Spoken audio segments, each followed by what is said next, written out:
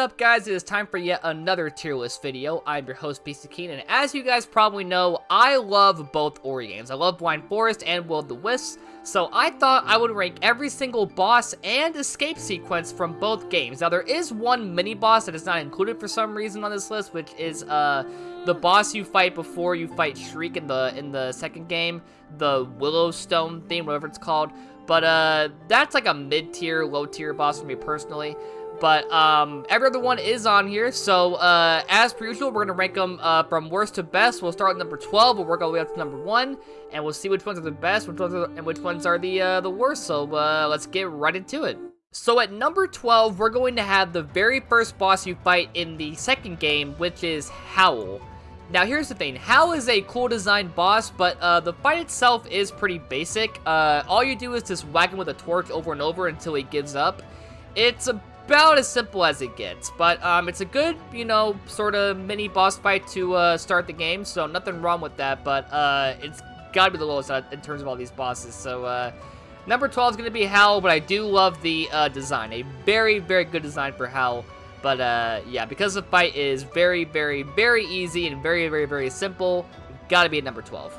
Now at number 11, we have kind of a similar fight where it's pretty basic, but this one's a bit more challenging in my opinion, which is, I think, the second overall boss you fight in the second game, which is the Horn Beetle. So yeah, this and Howl are very, very easy overall, but I do think Horn Beetle has more challenge because it's like, you know, jumping up and down, you gotta whack it behind when you get behind it. So yeah, I wouldn't say it's like that much hard, well, I would say it is much harder overall than Howl, but in terms of the overall fight design, it's not that much different from Howl. It is still on the simpler side. But again, these are both really, they're both good to okay boss fights, but I can't put them above the other ones that we have coming up. So number 11 is going to be Horn Beetle. Now at number 10, we're really going to kick it up a notch here because we have our very first escape sequence. Now, I love all of them, right? I think the escape sequences in Ori are insanely fun overall, but if I had to put one as the lowest, I would go with the Avalanche, which is the snow one, obviously. This one, you start at the top of a mountain, and then Shriek comes in, and then the Avalanche starts. This one, to me, is definitely the simplest of the ones on this list. It's not boring, per se. It's not bad, but I didn't find myself really enjoying it that much over the other ones, because I was hoping for a little bit more. Like, yeah, there's some bashing sections here and there, that's cool and all. You know, the graphics and the art of the snow coming at you is cool and all, but the other ones are definitely a lot more enjoyable. But this one is fun, you know, got a good art style, good music, good start and ending, but the middle portion does kind of fall a bit flat for me. So that's why it's number 10, but it's still a good escape sequence. Again, there is not a bad escape sequence in either Ori game. They're all really fun, but if I had to put one as the lowest, it's gotta be the Avalanche. So number 10 is going to be the Avalanche escape sequence. So I'm not gonna lie, I was a little bit, like a little bit let down by the ending bit of Blind Forest, because I was hoping for an actual boss fight with Kuro, because I love Kuro as a villain. Obviously Shriek is kind of like Kuro in a way, so I guess it kind of makes up for it. But I will say, the Mount Horu escape sequence at the end of the game, in the first game, is not bad. It's actually kind of fun. But basically you have to avoid Kuro the entire time until you get to the end, and you get the whole ending cutscene.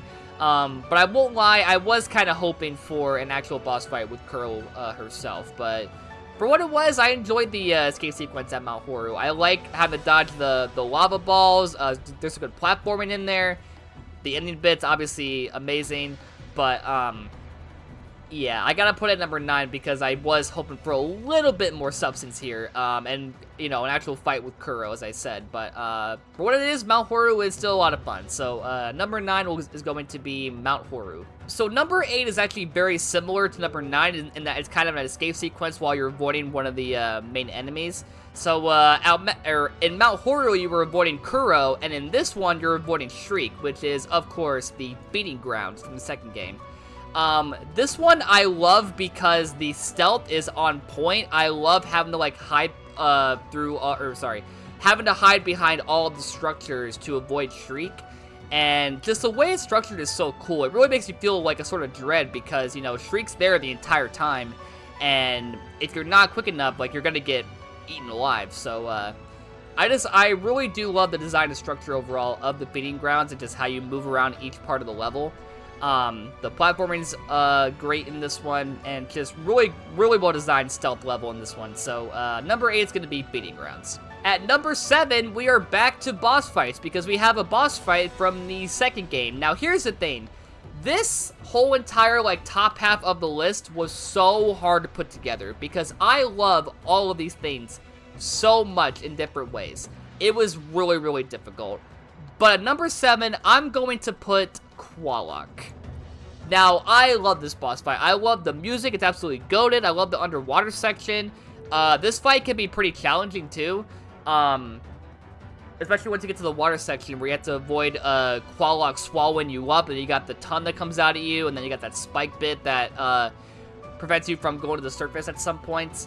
The things, the little homing things that home in on you can be pretty challenging. But yeah, this was hard. I was between 7 and 6 for these next two bosses, but I think I enjoyed the number 6 one a bit more than Qualok. But for what it is, I do really love Qualok, and just the ending bit where you realize that, well, you do already know beforehand, but Qualok is basically, you know, taken over by a stink spirit, and you have to beat him to get it out of him. But in doing so, spoiler alert, you actually kill him because you damage him a lot. But, yeah, this boss fight's great. I love it. So, number 7 is going to be Qualok. Now, I mentioned how I was between 6 and 7 for these next two bosses, so Qualok is number 7, and number 6, we have the other pretty amazing boss from the second game, being Mora the Spider. Now, bro, the song in the second bit of this fight, and just the fight itself, is so goddamn good. Some of my favorite memories of the second game is this Mora second phase of the boss fight. But, yeah, the entire boss fight is pretty challenging, similar to Qualok. Like, that first bit can be kind of rough if you're not quick on your feet. The last bit, we have to, you know, you have limited light, and you have to, like, make sure you know where you're going.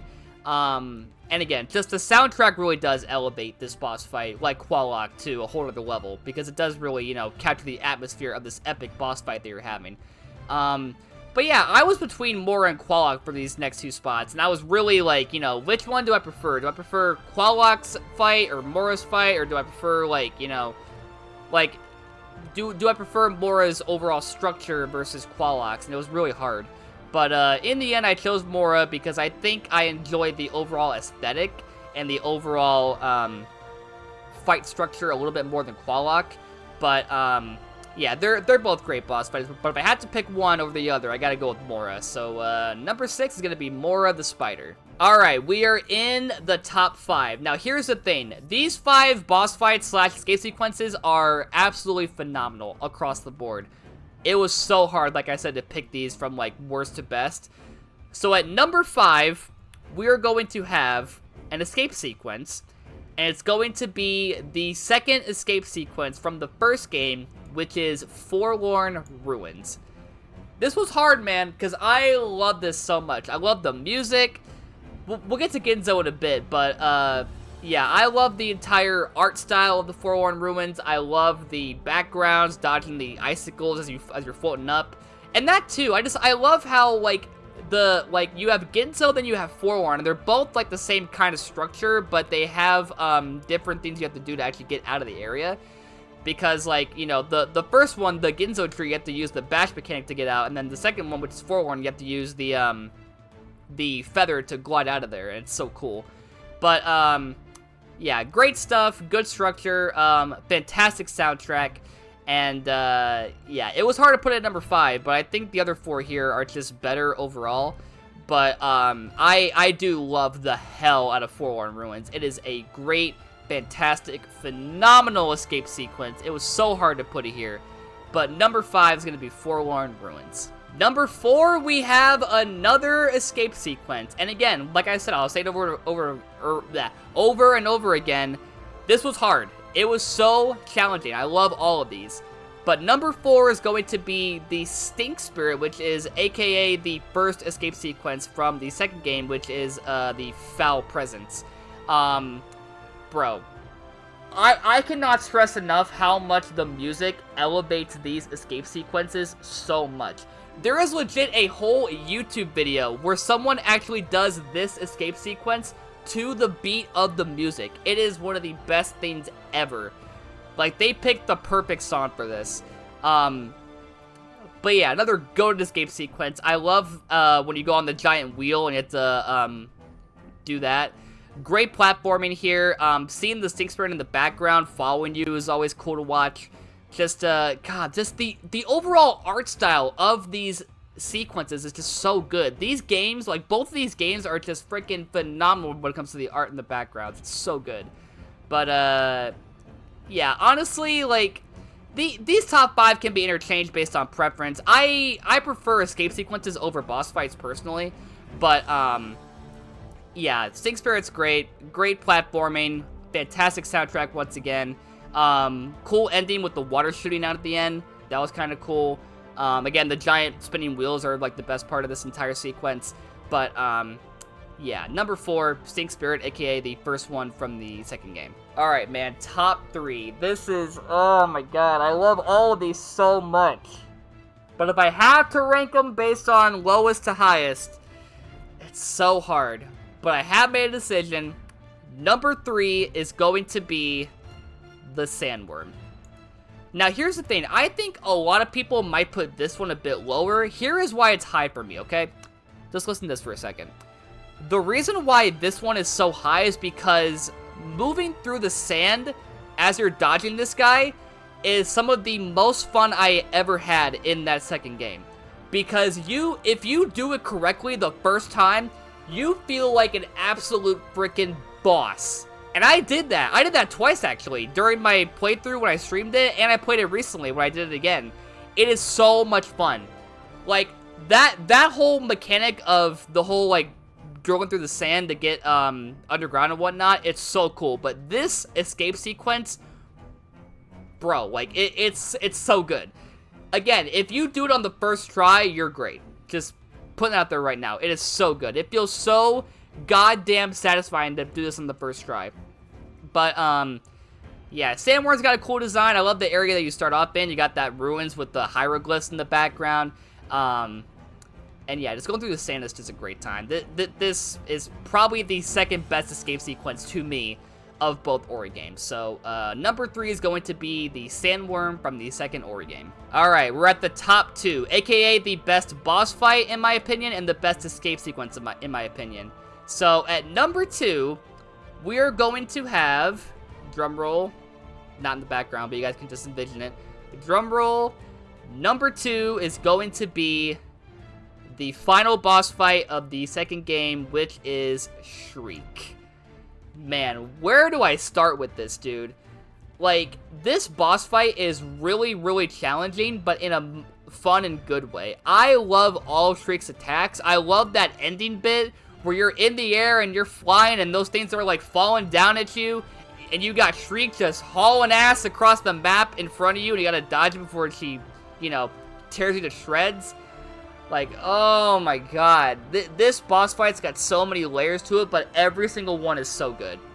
You got that opening bit where the tree in the background is falling as Shriek is chasing you to where the boss fight actually begins. Such good stuff, man. And the ending, too, where you knock Shriek out of the sky and you see that whole emotional ending cutscene. It is just great from start to end. Definitely the best boss fight, no question about it, of both Ori games. Like, I love Mora, I love Qualok, but if I had to rank all of these based on the best one, I had to put Shriek at number 1. It is the best boss fight in both Ori games. Far and away, no doubt about it. Such a good boss fight. So, number 2 is going to be Shriek. And with that, we are at our number 1 pick. The best escape sequence of both Ori games. And in my opinion, the best, like, segment of both Ori games, in my opinion. And that is the first escape sequence of the first game, which is the Ginzo tree. Now, here's the thing, right? The Ginzo tree is not that challenging. I think Forlorn might be a little bit harder, but here is why Ginzo, for me, is number 1, alright? So, first of all, the soundtrack is phenomenal, as it should be. It's an Ori game. But, what this escape sequence does is it does a perfect job of teaching the player how to use the bash mechanic. Because you have to get out of the tree by using that the entire time. Well, not the entire time, but most of the time.